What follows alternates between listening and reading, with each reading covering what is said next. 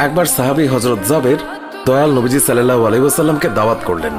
নবীজি সাহাবীর দাওয়াত কবুল করলেন। হযরত জাবের খুশিতে আত্মহারা হয়ে বাড়িতে চলে গেলেন। বাড়িতে গিয়ে স্ত্রীকে খোঁজ খবরটা দিলেন আর মেহমানদারির জন্য প্রস্তুতি নিতে লাগলেন। বড় ছেলে আব্দুল্লাহকে নিয়ে খাসি জবাই করে অন্য কাজে যখন হযরত জাবের ঘর থেকে বাইরে গেলেন, ইতিমধ্যেই হযরত জাবেরের ছোট ছেলে ঘুম থেকে উঠে খাসি তালাশ করতে লাগলো। বড় ভাই তাকে জানায় খাসিটিকে জবাই করা হয়েছে। ছোট ভাই বায়না ধরলো, খাসি কিভাবে জবাই করে আমাকে তা দেখাও। অগত্যা বড় ভাই ছুরি হাতে করে ঘরের পেছনে গিয়ে বলল, এখানে জবাই করা হয়েছে। ছোট ভাই জানতে চাইল কিভাবে। বর্ণনা করে বোঝাতে না পেরে অবশেষে বড় ভাই বলল, তাহলে তুমি মাটিতে শুয়ে পড়ো, আমি তোমাকে দেখাই। ছোট ভাই মাটিতে শোয়ার পর বড় ভাই তার গলায় ছুরি চালিয়ে জবাই করার নমুনা দেখাতে গিয়ে ছোট ভাইকে সত্যি সত্যি জবাই করে ফেলল। বড় ভাই যখন দেখলো ছোট ভাইয়ের গলা থেকে রক্ত গড়িয়ে পড়ছে, সে ছটফট করতে করতে একসময় নিস্তেজ হয়ে গেছে। তখন বুঝলো ব্যাপারটি কি ঘটেছে।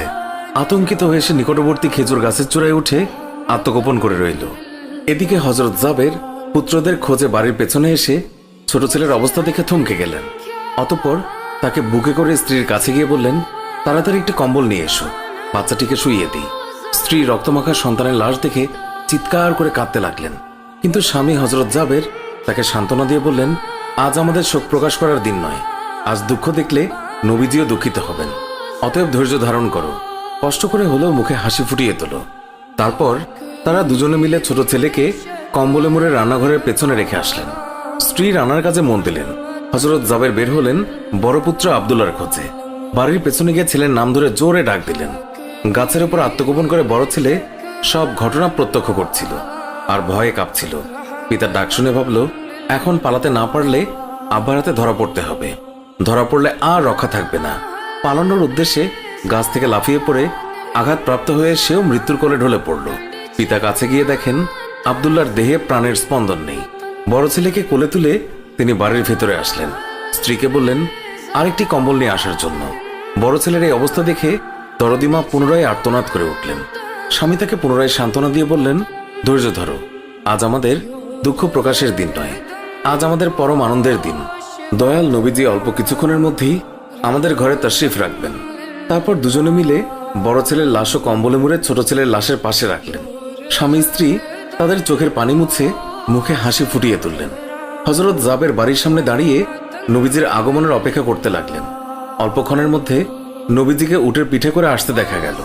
হযরত জাবের আনন্দে আত্মহারা হয়ে দৌড়ে গিয়ে স্ত্রীকে নবীজির আগমনের সংবাদ দিলেন এবং পুনরায় তিনি দৌড়ে নবীজির সামনে চলে এলেন। নবীজির উটের কাছে গিয়ে তাকে বাড়ি পর্যন্ত এগিয়ে আনলেন।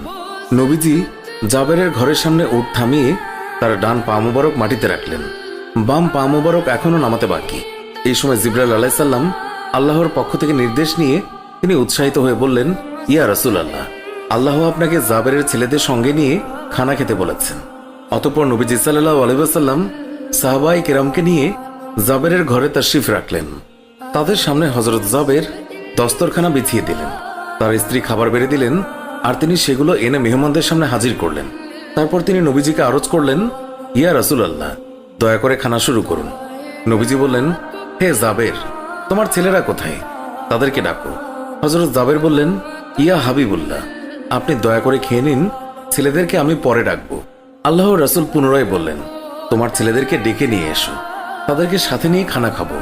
হযরত জাবের ও তার স্ত্রী হাত জোর করে পুনরায় আরজ করলেন, ইয়া রাসূলুল্লাহ, আপনি খানা খেয়ে নিন, আমরা তাদেরকে ডেকে দিচ্ছি। তখন নবীজি বললেন, হে জাবের, এই মাত্র জিবরাইল ফেরেশতা আমাকে আল্লাহর নির্দেশ জানিয়ে গেলেন আমি যেন তোমার ছেলেদের সঙ্গে নিয়ে খানা খাই। নবীজির এই কথা শুনে হযরত জাবের এবং তার স্ত্রী আর ধৈর্য ধরে রাখতে পারলেন না। তারা চিৎকার করে কেঁদে কেঁদে সমস্ত ঘটনা খুলে বললেন। তখন নবীজি হযরত জাবেরকে বললেন, তোমার ছেলেদের কাছে গিয়ে বলো আল্লাহর নবী তাদেরকে ডাকছেন। হযরত জাবের নবীজির নির্দেশ মোতাবেক ছেলেদের লাশের সামনে গিয়ে তা বললেন। সঙ্গে সঙ্গেই তারা দুইজন আল্লাহু আকবার বলে উঠে নবীজির কাছে তারা দৌড়ে চলে গেল। অতঃপর নবীজি সাল্লাল্লাহু আলাইহি ওয়াসাল্লাম আল্লাহর নির্দেশ মোতাবেক হযরত জাবেরের দুই সন্তানকে নিয়ে খানা খেলেন। সুবহানাল্লাহ।